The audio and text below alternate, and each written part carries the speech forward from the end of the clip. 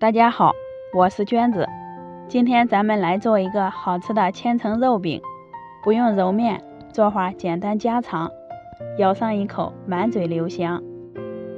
先来和面，盆里倒入300克面粉，加一点盐，增加面的筋性。搅匀以后，倒入260毫升的凉水和面。因为面粉的吸水量是不一样的，水量也要酌情的增加或减少一些。可以看一下这个面团是比较黏的，不需要揉面，先醒上10分钟。时间到以后再回来搅面，搅至面团表面光滑细腻了，再涂抹一层油锁住水分，再次醒面半个小时。准备半斤猪肉，我今天买的肉有点瘦，先切成肉片，剁成肉泥，装到盆里。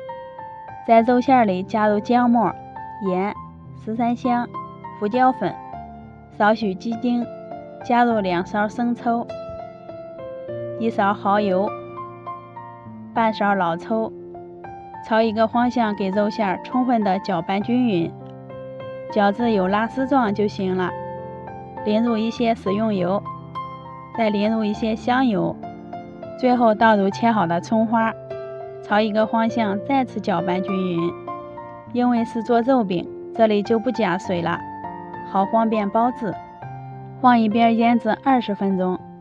这会儿面糊也醒好了，在面板上多撒一些干面粉，将面糊放在上面，利用干面粉将面糊整理成长条状，然后切成2个大面剂，拿一个面剂擀成长方形的生胚，厚度约3毫米就可以了。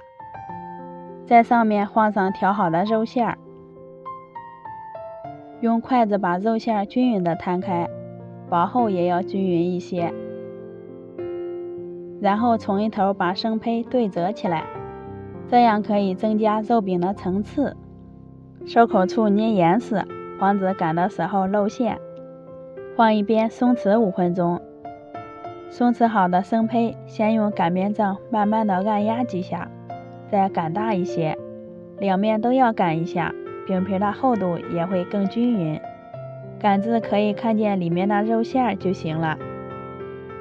电饼铛提前预热，刷一层油，放入肉饼生胚，在表面刷一层油，锁住水分。选择中大火，先烙上3分钟。表面变色以后，托起来换个面，再接着烙上3分钟。饼子鼓起来之后，再次换面。因为做这个肉饼有点厚，可以多换几次面，让生胚受热均匀。一直烙到两面金黄，用铲子压一压，立马回弹，说明里面也熟透了。出锅装盘喽。再切成小块就可以开吃了。咱们的肉饼就做好啦，表皮酥脆，里面一层一层的都是肉馅，吃起来特别香，也不油腻。出锅以后全家都爱吃，做法也简单，喜欢的话可以收藏起来试试哦。我们下期见。